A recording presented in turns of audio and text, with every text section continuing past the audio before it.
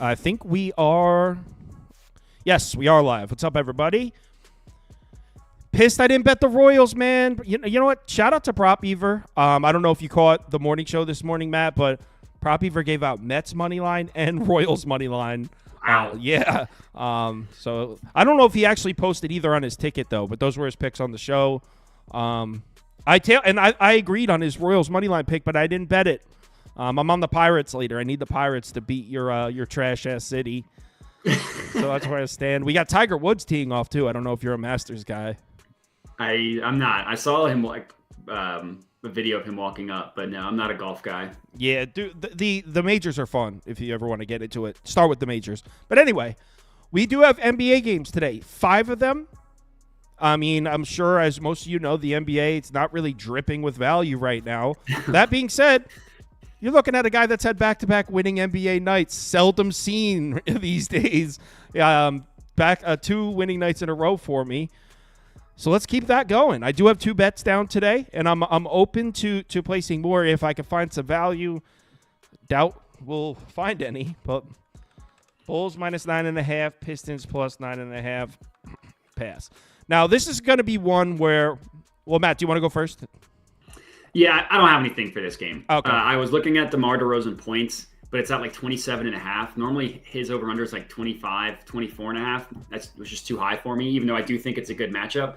So if I had to give out one play, it would be DeMar DeRozan points, but I'm not playing it. So if gun to your head, DeMar DeRozan points would be the move. Got it? Yeah. Okay, so let's see if I can get my my screen up here. Oh, looking at the standings, yeah. Yeah, I want to. Doesn't look like I can get it right now. All right, never mind. But so for this one, I wanted to look and see what you guys thought. Kind of picking the viewers' brains here. Bulls, do they have anything to play for? They're up 1.5 games on the Hawks. Obviously, they want that play-in game against Atlanta. They're about to play the Hawks in the play-in, pretty much set in stone. Obviously, they don't want to have to travel to Atlanta to play that game with Trae Young coming back when the Hawks look pretty good. But they're up 1.5 games on them. So are they really in jeopardy here? They do have the – and here's the other thing. They have the Wizards on deck. They pretty much just need to win either this one or the next one to get that. I'm not laying points with them. 9.5 is too much. I mean, I get that the Pistons stink and that the Bulls have been playing well, but yeah, I'm with you. I wouldn't touch the 9. I mean, I don't know. Is Cade? It's just like, is Cade Cunningham playing? We don't even know. Yeah, like he's been out for injury management. It's just say out tanking. Yeah. He was hurt forever ago. That knee thing. The thing is, I'm not trying to bet the Pistons either. You know what? This is where I would go right here.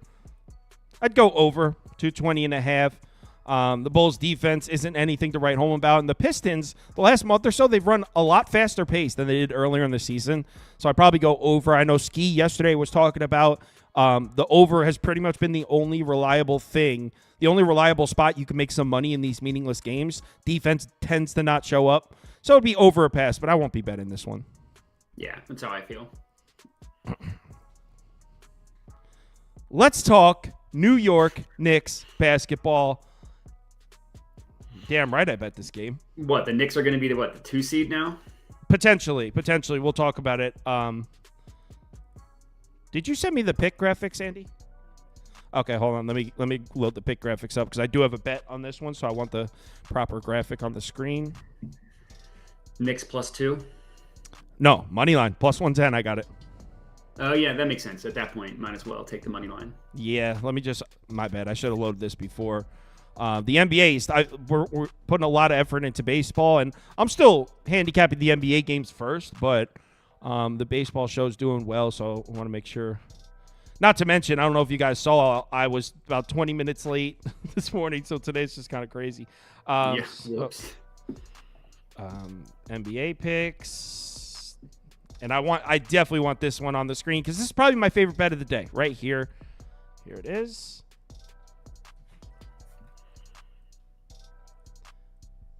Boom.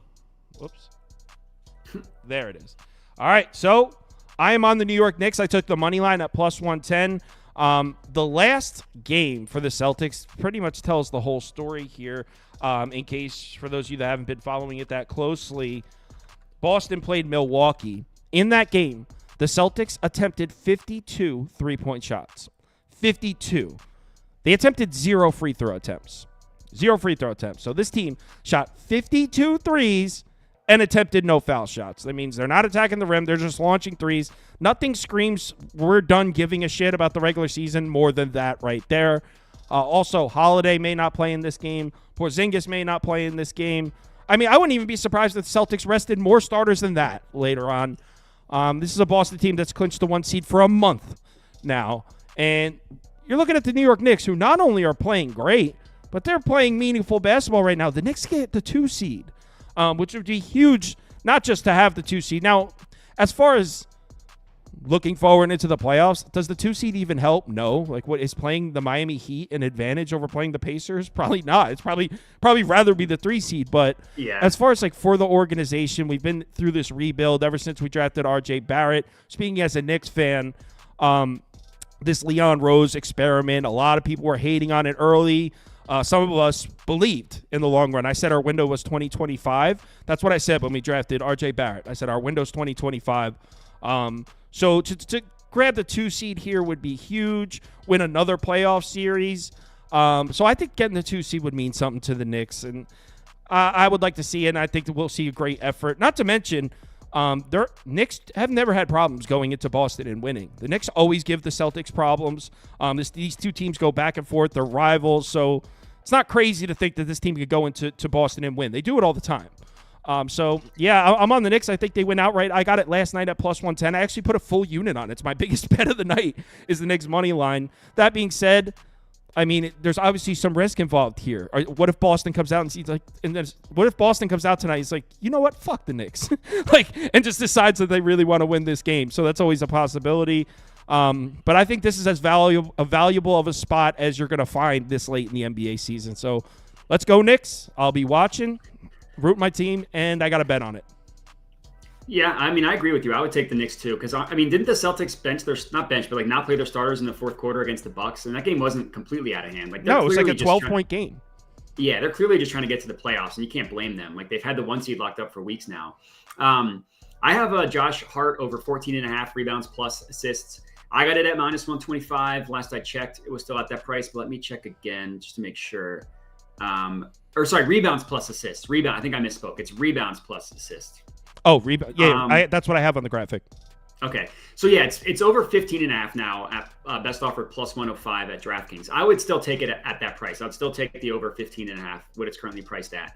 I feel like the books are sleeping on this price. I don't understand what they're doing. Like, Josh Hart has cashed this in 8 of his last 10 games. And all 8 that he cashed, he did go over the 15.5 number. That's why I'm comfortable playing that. And like one of the games that he missed, he played 3 minutes. It was a game he got kicked out against the Bulls. If you take that game out, like he's playing over 40 minutes of playing time over the last 10 games. He's cashed like an 8 of 9 if you take out the game in which he got ejected. Now, he has missed it in all 3 games against the Celtics. So you could say that, oh, that's why it's so low. It's because it's a bad matchup. Like, what Celtics roster are we going to see? Like, I know Brown and Tatum are in, but are they going to play the full game? And even if the Celtics bench some guys, like, I think it's going to be a close game just because the Celtics are that good. And he's probably going to play another 40 minutes. In his last 10 games, he's averaging 7 assists. He's averaging over 11 potential assists. Like, that's a normal ratio. It's not like he's been getting super lucky with his assists. And he's averaging over 10 rebounds as well. Like, last show I came on, I was on Josh Hart double-double at plus 200. That cashed. Yeah, I saw that. Yeah, I would take it. I would probably, like, this isn't my official play, but I would probably take his double-double again, which I think is plus 180 when I last checked. But the official play here is a rebounds plus assists. And again, I just think the books are like, I don't know what they're doing with this price. You almost, I don't know if you remember, but you were like, I think you threw $10 on Josh Hart triple-double at plus 2,000 or whatever. It almost hit. He was like 2 assists shy. Yeah. So yeah, double-double plus 185 at Bet Rivers. And yeah, I think I'll throw a half unit on that. Like, I think that's a great play. Also, Josh Hart, like such a hustle guy. So many hustle stats against a team that might not be that motivated. But someone did mention in the chat, and this is a good point. The guy's name was Blake. Where is he at? Where's that comment from Blake? It was a good one. Oh, he deleted it. Why'd you delete it, man? I thought that was a good. I was about to read it. I thought it was a good point. The Celtics, we've seen the poor effort games have for the most part been on the road. At home, the Celtics, we've seen them play a little bit. So there's definitely some risk involved here. But we're getting to the tail end of the season. So, oh, there he goes. He just put it up again. Careful of Knicks. Boston has not laid down at home yet. It's always been on the road, and they ruled. Well, they didn't rule everyone in. They ruled a few pieces in, and also everyone's on the Knicks. Yeah, he's right. The bad effort games we've seen from the Celtics, for the most part, have been on the road. That's true. Next up, Houston on the road in Utah. 11 points. I mean, God. But, like, how do you lay 11 with the Rockets? All right. If I'm being full transparency, haven't even taken a look at this game. And if more full transparency, not sure if I even want to. Do you have anything, Matt? Yeah, this is another play that I didn't actually bet myself. If I had to give out something, I think it's probably Jalen Green over 23.5 points. That was when I last checked at -125. Let me just get the most recent odds now. Like he's definitely cooled down after, so it's 24.5 now, -110. I'd still take that. He's cooled down since that ridiculous stretch that he was on. Part of that stretch was 2 games against the Jazz where he scored 41 and 34 points in a 6-day stretch. Like he played them twice in 6 days. Since then, he's gone under in 5 of 6 games, but he's played some tough defenses in that stretch as well. Like if you look at the correlation between like when he stopped scoring, a lot of it was like the Magic, which is a tough defense. Like the Warriors play him kind of tough. The Timberwolves, he did go over, but it was tough matchups. Like the Mavericks defense has been playing better. Like I think that he wants to still show out at the end of the season because he was in trade rumors. Like I don't know if the Rockets are going to trade him, but like he's definitely in the category of young players going to try hard and get his stats at the end of the year. And this is a perfect matchup for him to do so. Like he's the Jazz are giving up the most points to a shooting profile, the second most points to a scoring profile. So I think it's a great buy low, fade of recent results type of opportunity. And like if you want to if you want to ladder him up to 30 points, like it's plus 240 on him to score 30. Like I think that's worth a half or third of a unit, something like that. Again, I didn't bet this myself. I might, as the day goes on, I might convince myself to it. But yeah, that's where I would go. If I had to bet this game, I would be taking the points. Looks like I don't have a Utah Jazz graphic here. Yeah, I guess not. So I'll just type it in. If I was betting this game, I would take the Jazz plus 11. I can tell by some of the comments, I don't think people are truly realizing how bad the Houston Rockets have been recently. In the last, what, 111 games, yeah. Well, yeah, they were red hot for a while, but in the last 5 games, they're 27th in overall efficiency. The 4th worst team in basketball. Utah's 30th. So, I mean, these are both bottom 4 teams in the NBA in the last 5 games. Houston's playing no defense. One of the worst defenses in the NBA recently. In the last 10 games, they're 25th in defensive efficiency. In the last 5 games, they're 29th. And if you're thinking, oh, well, Kyle, they've played some strong teams recently. Have you seen Utah's recent schedule? I mean, the Rockets aren't the only one that's played some strong teams. Utah's last 5 games, Denver, at Golden State, at the Clippers, Cleveland, at Sacramento. In fact, strength of schedule in the last 5 games, Utah is 3rd, Houston's 4th. So Utah's even played a stronger schedule. I think this price is just based on what we saw from Houston 2 weeks ago, 3 weeks ago. That Houston is long gone. So I know there's like nobody playing for Utah here, which is why I won't actually bet it. But they got George playing. You know, he could play, and anybody could score on the Rockets right now. They have no interior defense. So whoever on the Jazz, if you really want to take a deep dive in this game, I would go to cleaning the glass, find who on the Jazz that's getting minutes tonight attacks the rim, because that person will go over their total, because the Rockets cannot protect the basket. Ever since Şengün went down, Houston has no interior defense. So I'll go Utah plus 11, but I won't be betting this. Yeah, that's how I feel. Next up, Golden State, Portland. What the hell? I know, this slate of games, it's terrible. And then tomorrow, there's 15 games, so obviously it's a busy-ass night for me, but I'm scrolling through them, and I'm like, I don't even want to look at these. Just let's get to the playoffs, man. Let's see if anyone's betting this. I have a feeling a lot of people are clicking pass on this one. I mean, 26%. I'm fairly positive, and I'll pull it up to make sure. Golden State can still snatch the 9 seed from LA. And if Golden State still passes the Lakers, they could still they're pretty much stuck into the 9. No, actually they could still they're game back of the Kings. So they could still Golden State can still realistically get out of that second play-in game and play in the 7-8 game, which is huge. To jump from 9 to 10 is a huge jump. So Golden State's still playing meaningful basketball here. That being said, 13.5 points is wild. Let's pull up some injury reports. You can see I didn't even look at this game. That's how uninterested I am. Do you have anything you want to share? Yeah, this is similar. I would, if I had to go somewhere, it would be Steph Curry over 6.5 first quarter points specifically. This one, admittedly, is going to take a leap of faith because Steph has only cleared this in 2 of his last 10 games. But in 5 separate games, he scored exactly 5 points. So it's like if he gets us one more bucket, then he cashes this. It was even money plus 100 when I got it I liked the matchup. I was just scared off of the full game because they play the Pelicans tomorrow. So my guess is maybe they try to just and it's so impossible to predict this, but my hope here is that they really go out in the first quarter to try and get a huge lead so they can not have to play their starters huge minutes because they play so they can be more rested for the Pelicans tomorrow, who are also on a back-to-back. And the Pelicans also need to win. The Pelicans dropped to the 7 seed. So that game tomorrow is sneaky, super important for both teams. Not that the Warriors can drop out of the 10th at this point, but still. And I love the matchup for Steph. If this game was going to be remotely close, I would take his full game. But the Blazers defense, they keep everything in front of them. They give up a ton of pull-up opportunities. That's a death sentence against Steph Curry. They're allowing the 5th most pull-up attempts over the last 10 games, but the 2nd most pull-up 3-pointers specifically. So Steph hits 2 in the first quarter. We're feeling good. He hits 3 and we cash it. The Blazers also are tied with the Pacers for giving up the most points per game via dribble handoffs. That's another way that the Warriors get Steph involved. He's not just running strictly pick and rolls all game.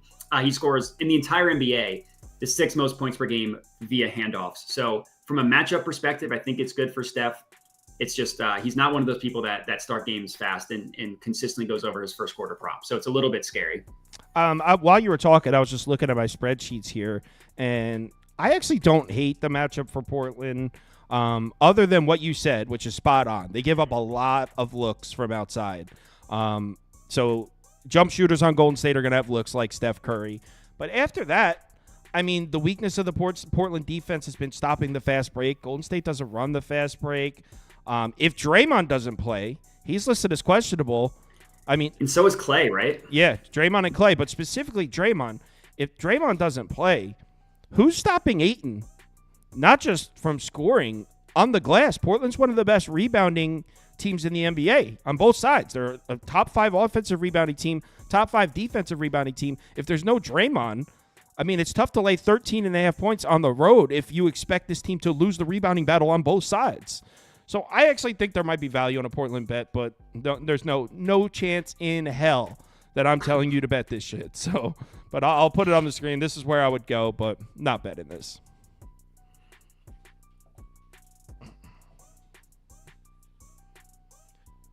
Next up. All right, this is a good one. And it seems Finally. like the regulars, Raul, TWD, it seems like they like the Pellies here. And I can't say I disagree with that, but that's not where Super I went. public, right? Actually, no, it's the opposite. I would have thought. Well, let's see what the poll thinks, because that data is always like, at this point, I can't even trust it. So not that he would even influence my bet anyway, but so I have a feeling the poll is going to come in heavy on New Orleans. Here's the thing. New Orleans gives up a ton of 3-point attempts. Whoever plays the Pelicans, they give up they're attempting 43-point shots. That might be exaggerating a little, but they're dead last in defensive 3-point frequency in the last 10 games. They're going to get a lot of looks from threes, and this is a Kings team that shoots a lot of threes and has actually been pretty decent shooting the 3 ball. Keegan Murray being questionable is huge in this one. This could be a nice spot for him. Anyone that shoots 3-point shots on the Kings. Now, obviously, there's no Herter, there's no Monk, but this Kings team, even with those injuries, is still been a pretty good 3-point shooting team. So I started with the negative. That's the only thing that scares me for the Pelicans is the Kings should get a lot of looks from 3 in this game.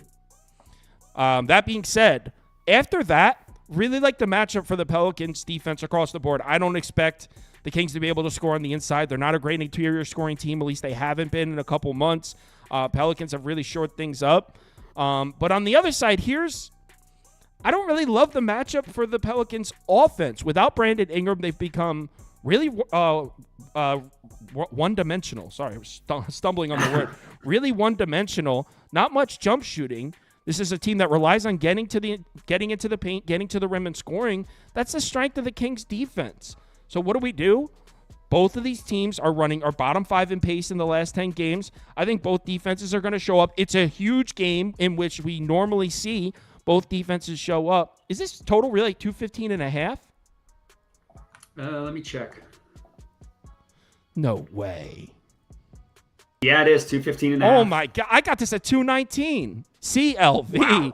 Wow. If you watch my video I uploaded last night, I gave this out at 219 last night. So I got a lot of value on this, and I like this under.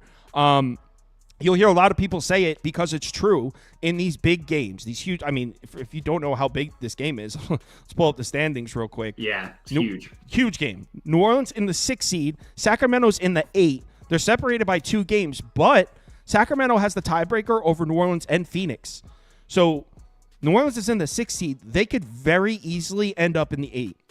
So this is that little group there from New Orleans down to Golden State, from 6 to 10 in the Western Conference, is just dice shaken up in a cup, because we'll just see how it plays out. This is a huge game for both teams. The Kings can still get out of the play-in tournament. The Pelicans can still fall way back into it and actually play a road game in the play-in tournament. So I expect the best effort from both teams, and usually that results in good defense, a lot of high-effort defense. With 2 teams that are playing slow paces. Got to go under here. I'm glad I got CLV. I didn't even know I had CLV. I already bet it, so I wasn't watching the line movement because I already had money on it. I'm happy to know that the market seems to agree with me on the under. Matt? Yeah, so I have 2 plays here. The first one is you talked exactly about the player that I like. It's Keegan Murray, 4+ 3-pointers. I got it at plus 165, I think it's plus 155 now. Last I checked, he's listed as questionable. So if he ends up getting ruled out, I would pivot to Trey Lyles. I would want to see what those prices are when he gets ruled out. But I mean, I think he's going to play. And you said it exactly right. He's got a great matchup if he plays. Like, not only do the Pelicans give up a lot of 3-pointers, but they'll just give them wide open. Like, they just leave shooters wide open, even if they're a good shooter. And if you look at, like, props.cash will show you how players hit their props against certain team or against teams. If you just go to the 3-point page against the Pelicans, everybody cashes their 3-point prop. Everybody does. And I think this is a really good buy low spot for Keegan Murray. Like, in his last 3 games, he's attempted 10 3-pointers in all 3 of them, but he's only made a combined 8. So it's a great spot, like, to fade recent results. His 4th game, so prior to these 3, he went 4 of 10. Like, I think that exact thing could happen again in this one. I have another one. The second play. So I locked in Valanciunas over 9.5 points. But I got it before Larry Nance got ruled out. So his points skyrocketed to over 11.5 now. Would you so still if you take could it? actually, I would pivot. And if you could just type this in, I would take over 19.5 rebounds plus points plus rebounds. It's minus 120. That's where I would go now. I don't think the 11.5 is worth it. Like, 2 extra points in someone that is a little bit risky, but look at his game logs against the Kings. Like, he's cashed over the 9.5 points that I got. He cashed it in all 6 of his last games against the Kings, against Sabonis. His rebound prop was 7.5. He cashed that in all 6 of his last games against Sabonis. Like, it's scary backing Valanciunas because he'll get played off the floor. But if you look at the games where he didn't play a lot recently, it's against the Suns, who didn't play Nurkic. So we put him in a pick and roll with Durant and Booker and Beal, and it's barbecue chicken. And he didn't play at all against the Celtics and the Thunder. Same thing. They have stretch bigs in Porzingis and Chet Holmgren. That's not going to be the case. He's not going to get stretched out to the perimeter with Sabonis in there. He's played well historically in the Sabonis matchup. So I love that. I love this rebounds plus points plus rebounds angle for Valanciunas. I also took him to record a double-double. I got it at plus 600. Right now it's offered at plus 265. So nice CLVW there. I would still put a half unit on him to record a double-double. I think it's a really good spot for Valanciunas. And I think it's pretty public. I think a lot of people are on it. But I just think it's a really good spot for him. For Valanciunas, someone has Sauce. You don't like the Pelicans? I mean, if you forced me to pick a side, I probably would take the Pelicans, but I feel really comfortable on my under. I like this under a lot. So our community definitely likes the Pelicans, and this community parlay is going to be tough. What should we do here? You can add totals. I mean, what I could do. So I'm going to start, and I'm just going to put Knicks and Pelicans money line in there because those are two bets that the group seem to like a lot. Don't even need to do. You guys would vote for this. They're the two biggest games. Well, Knicks Celtics even that big, but I know that these were two sides that everyone seemed to like. And what I'll do is we'll do a parlay with the other three, and we'll take the two winners. So it was Bulls minus 9.5. Oh no, we'll go Bulls money line because it's under 10. Just barely, but still under 10. Yeah, barely. Rockets minus 11, and did they like the Warriors? I guess the Warriors minus 13.5. That's ugly. The ugliest community parlay of all time.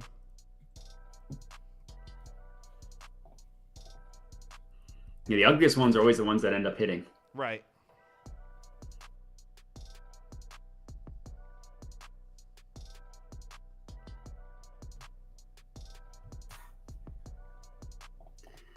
I think you got to go Bulls here. Yeah, that's not surprising. I got so many angry comments about a Heat pick yesterday that I didn't even. I said Heat or pass. People are crazy. I guess. I'm guessing people are like, do you not know that they played I double that, OT? Well, I noticed that sometimes if I give a lot of reasoning, people think that equivalence. That means it's a huge bet for me. When that's not necessarily the case. If just because I have a lot to say doesn't mean I love it. But yeah, I get that. Did Tiger just bogey? I see someone cursing out Tiger in the comments. Tiger. God damn it, Tiger. I didn't see him. Looks like it's going to be Bulls and Warriors.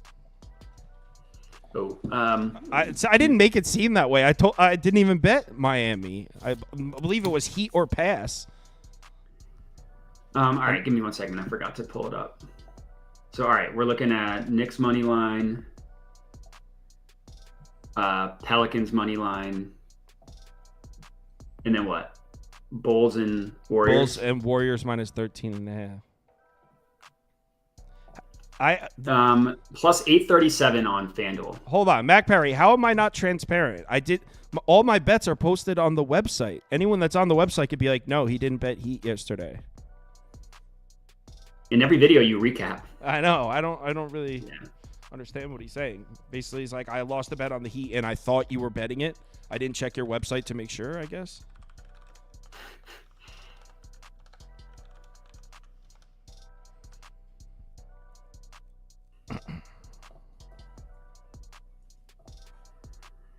All right. So what was the odds on that? 837 on FanDuel. 837. Knicks money line, Pelicans money line, Bulls money line, Warriors minus 13.5. This is disgusting, but that's the NBA slate we got. Now it goes. All right, so here's what I'm thinking for tomorrow. And Matt, let me know if you can make either of these or both. So what I think I'm going to do is I'm going to go live at 3 p.m. Eastern time, and we're going to go all NBA games, which is 15 first. And then I'll bring on Toasted Prop Beaver, and we'll do all 15 MLB games. So we're going to be live for a while. Matt, you want to pick one or do if you don't want to stay on for the whole time, I get it. If you want to just come on halfway for MLB or just stay for the first half for NBA. Yeah, give me NBA because I'm already going to be handicapping every game. MLB I won't, and it would just be I won't. There's no way I'll be able to be confident in 30 picks tomorrow. So give me NBA. Okay, so the plan is we'll come on at 3 p.m. It'll be me, Matt, and I think Crispy Cap. It'll be us three. We'll go through all the NBA games. Then we're not even going to stop the stream. I'm bringing on Toast and Prop Beaver, and we'll go through all 15 MLB games. So it'll probably be like a 2.5 hour show tomorrow. Spend your come hang out for Friday afternoons tomorrow. It should be a good one. There's a lot of action. Obviously, there's going to be a lot of passes in the NBA, but there's some games on tomorrow. So we should find some bets tomorrow. 3 p.m. Eastern time. I will see you there. Have a good night. Remember to bet responsibly. There's not a ton of action. Let's go Pirates. Pittsburgh Pirates. That's the move, guys. And that one I am betting. You don't even have to check the website. I'm betting it. I'll talk to you guys later.